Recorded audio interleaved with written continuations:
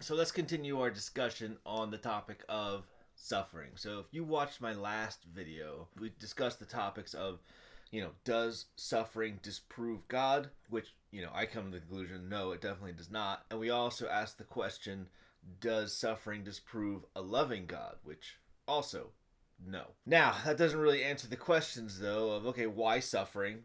Why does suffering exist? Why does a good God allow suffering to exist? Things like that. So first, let's tackle the question of why does suffering exist in the first place according to the Bible. So the book of Genesis states that when God created the world, he created everything good.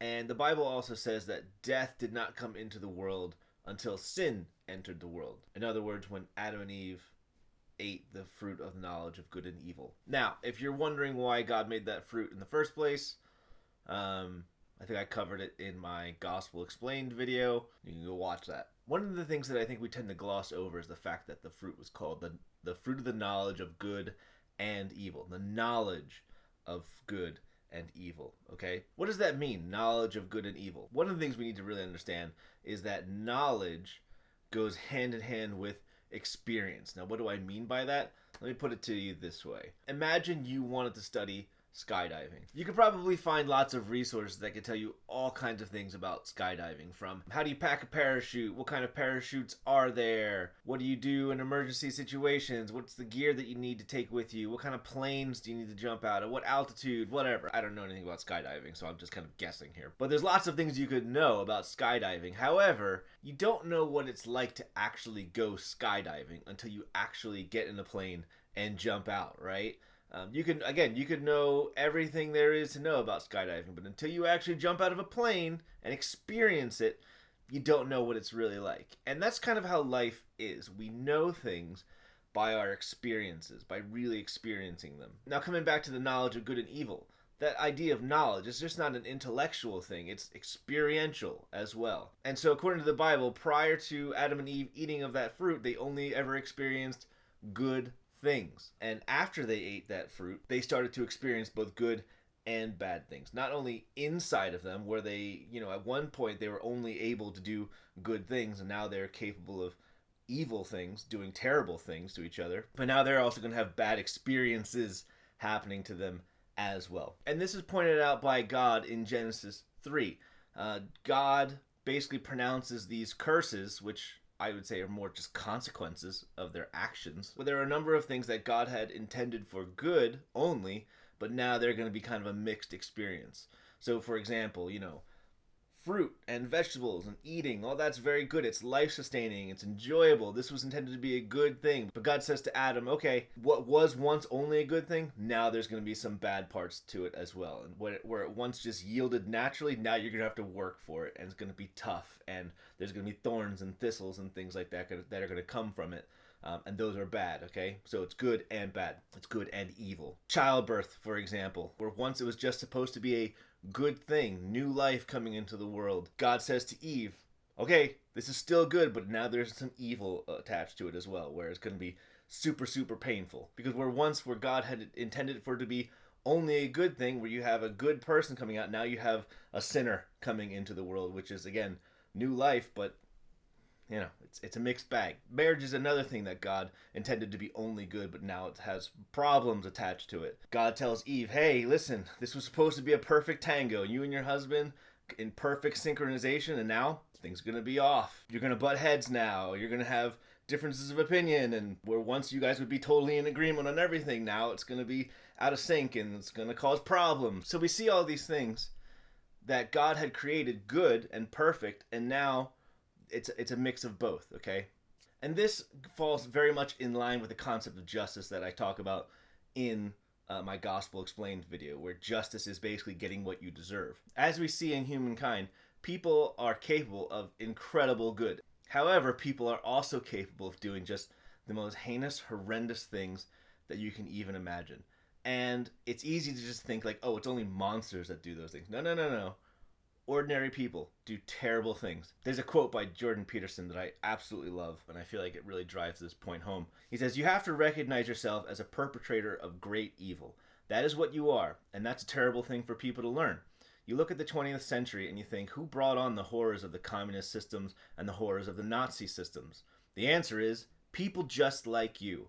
That's the answer. And if you don't understand that, if you think that answer is wrong, then you're not very wise. And it's not surprising, because the price you pay for wisdom is radical disillusionment and the confrontation with evil, and no one wants that.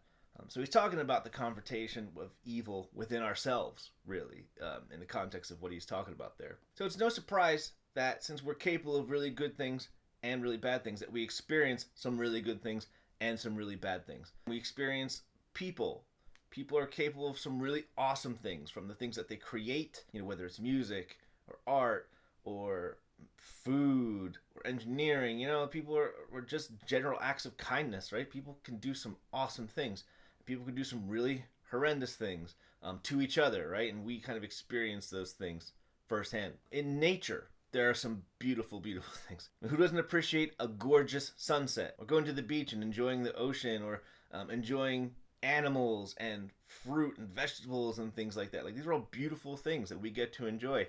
But then there's also diseases, and there's tornadoes, and there's hurricanes, and there's earthquakes, volcanoes, right? And these are all terrible things that we encounter. So again, to wrap this all up, from a biblical perspective, the reason that we experience good and bad things is because that's more or less what we deserve. We do good things, we do bad things, we get both of those things in our experiential lives. Now, let's take a step back and ask, what is suffering? We usually think of suffering as just kind of being in pain, right? It's easy to think that if we didn't have pain, then life would be a lot better. But the thing about pain is that it's actually kind of a good thing.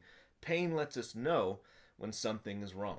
If you had a knife sticking out of your back right now, wouldn't you want to know that? Yeah, probably, because that could be deadly. You could be bleeding out right now and dying and not know it if you don't feel it. So physical pain is a way of knowing, hey, something's wrong and I need to fix this. The same goes with emotional pain. Imagine that you have a loved one. Maybe it's a spouse, mom or dad, sibling, child, whatever. Just think of someone you love. Now imagine that they died unexpectedly and suddenly, okay? And imagine you felt nothing about it. You weren't happy, you weren't sad, nothing at all. I mean, you'd be a little concerned, right? You'd be thinking like, gosh, shouldn't I feel some way? You might think something's actually wrong with you if you didn't. It might even feel wrong. I thought about this before. Like, what if someone died and I just never felt anything bad about it? That would actually, I wouldn't like that at all, right? Because the idea of hurting over something like that makes sense. That seems like a proper reaction. And we would be concerned if we didn't have any pain from that. And the fact that we experience pain in life does tell us that something is, in fact, wrong. Something's wrong with this world. And what the Bible says is that what's wrong with this world is sin, and the sin of man. And that's what causes all of these problems. So we tend to think of pain as a bad thing, but really, in a certain sense, it's a good thing. Because again, it just tells us that there's a problem. Now, what might be at the root of that pain might be very terrible, and that might be something that needs to be addressed, okay? But pain itself is, if we think about it, kind of a good thing. Now, one of the other things about suffering is that there's a purpose to it, oftentimes, right? Sometimes we suffer because, we do stupid things. If you never eat right or exercise and you get a heart attack, that's kind of self-inflicted to a certain degree. So suffering, from most people's point of view, is probably seen as a very pointless sort of thing. But from the Christian perspective, we know that God uses suffering to bring about growth in our lives, whether that's to grow in faith in God, to trust Him more, or sometimes it's used to cut things out of our lives that maybe shouldn't be there in the first place. God uses suffering in a number of different ways to help us grow, and that kind of makes sense as well. If you've ever done anything athletic, you know that you have to push your body to a certain limit to get better, whether it's weightlifting, whether it's sprinting or whatever. And that's not a comfortable process. That doesn't usually feel good. If you're comfortable the whole time you're training, you know that you're not probably getting any better, because the pain lets you know that, okay, you're putting your body through a certain level of suffering so that you can get better. It's kind of like that to some degree. God uses suffering in our lives as well to help us to grow and to become ultimately more like Christ. And sadly, that's a painful process a lot of the time. But sometimes it's a necessary thing. Kind of how surgery is a very painful thing as well, but sometimes it's a very necessary thing as well in order to save somebody's life. Hopefully that all makes sense. If you have any questions or if there's any other topics that you want me to cover, feel free to let me know in the comments section. Still planning on doing some more videos, so you may notice the background's a little different today. Just trying something new, I guess. Yeah, but if anything was not clear, or if you feel like there's anything that I didn't cover regarding suffering and pain and things like that, by all means, let me know. I'll try to either address it in the comment section or maybe in another video. Who knows? Yeah, I think that's going to be the end of this video for now. So this is Suffering Part 2. Hopefully you guys enjoyed it. Hopefully it made sense. Fingers crossed.